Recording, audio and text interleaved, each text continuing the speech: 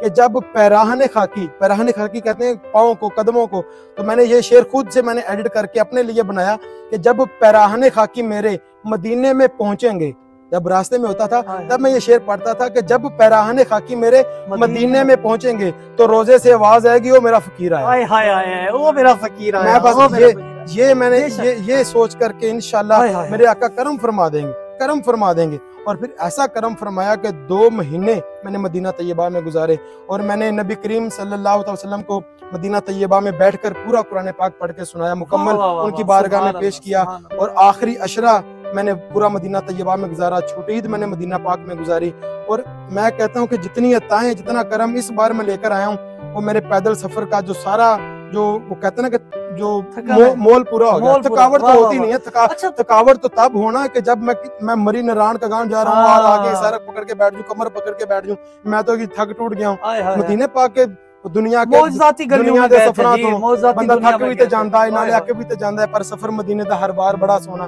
Medina पाक के सफर से भी कोई थकता इंसान। शान भाई, हम आदी नहीं है कि हम मुशक्कत तलब काम करें, हम इस चीज के आदी नहीं है। इस सफर के अंदर जिस तरह आप बता रहे थे कि पाँव में छाले पड़े, कैफियत कभी ऐसी हो जाती है कि नाकाबिल, इंसानी जिस्म है नाकाबिल बर्दाश्त, तो कब ऐसे मतलब बुखार किसी कैफियत या छाले के जो जिस्म के साथ जो वाकयात थे वो किस किस तरह पेश आए? मैंने यहाँ से लाहौर से निकलते हुए सर दर्द की, बुखार की, जिस्म दर्द की, नज़ला जुकाम की, मैंने इतनी सारी मेडिसिन अपने बैग में रख ली। फर्स्ट एड के तौर पर मैं रख ली। मैंने वो सनी प्लास्ट वगैरह, जुशांदा, पैनाडोल, डिस्प्रिन।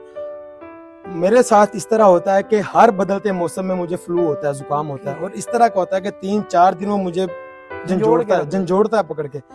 मैंने लाहौर से लेकर मक्का मुकरमा तक मैंने कई किस्म के मौसम देखे और एक छींक तक नहीं मुझे रास्ते में आई। अल्लाहु अकबर, एक छींक तक नहीं आई। बाकी जो पाँव के छाले थे वो यकीनन पड़ गए थे। मैंने 2-3 किस्म के शूज भी चेंज किए, लेकिन यकीन करें जो पहला छाला मुझे पड़ा था वो मुझे फूल नगर बाई फेरू जाकर पड़ा था। वो लाहौर से तकरीबन 40-50 किलोमीटर दूर है। तो उससे पहले जो सफर था वो तो नॉर्मल गुजर रहा था, लेकिन जो सफर मैंने छालों के साथ किया उसका मुझे अलग ही मजा भाई। अब ना हम शॉर्ट चलते हैं। कितने बॉर्डर क्रॉस किए थे? मैंने जो ईरान का बॉर्डर क्रॉस किया था और फिर बहरीन से होता हुआ मैं सऊदी अरब क्रॉस। इन 2 मुल्कों में से किस मुल्क को आप समझते रेट करते हैं यार?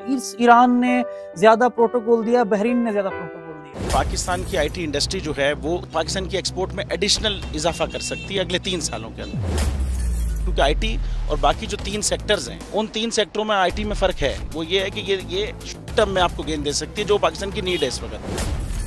आईटी को तो पहले भी, इससे पहले वाली हुकूमतें और इससे पहले भी लोग डिफाइन करते आए कि जी यार आईटी से बहुत चेंज आ जाएगा। क्या वो इम्पैक्ट हुआ आईटी इंडस्ट्री के ऊपर जो हम समझते थे और चाहते थे? पाकिस्तान की आईटी एक्सपोर्ट्स इतनी हो जाएंगी कि पाकिस्तान के सारे मसले मसाइल खत्म हो जाएंगे? वो तो नहीं हुआ। आपकी जो पॉलिसीज हैं वो कॉन्फ्लिक्ट हो रहा है। क्या हमने ऐसी पॉलिसीज रखी हुई है कि गूगल मजबूर हो यहाँ पे ऑफिस खोलने में? पॉलिसीज के तहत करना होगा। वो 2 से 3 महीने 4 महीने में खुद ब खुद ऑफिस स्टार्ट करेंगे। जो आपके मुल्क का आईटी का एंटरप्रेन्योर है, $100 मिलियन तो वो बाहरी अकाउंट रोक लेता है। आप उसको मोटिवेट करके उसको फिर फोकस करें, उस पर इंसेंटिव करें, वो आपको 100 आएगा तो आपका 5 टाइम्स इंक्रीज हो जाएगी फौरन। टेक्सटाइल में हम क्या करते हैं, हम उठाते हैं बाहर के किसी ब्रांड के लिए टी-शर्ट यहाँ बनाते हैं, उसको दे देते हैं। लेकिन अब आईटी के बाद अगर आप अपना ब्रांड बना के लोगो वहाँ पे बेचेंगे, चाहे B2B बेचें चाहे B2C बेचें, पॉसिबल है। पाकिस्तान की जो एक्सपोर्ट में ये $30 अरब से ज्यादा का इजाफा इससे हो जाना खाली यार।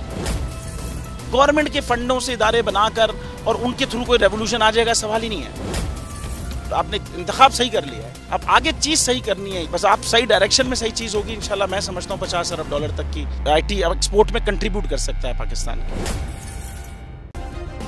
सब्सक्राइब करें और बेल दबाएं ताकि कोई खबर रह न जाए।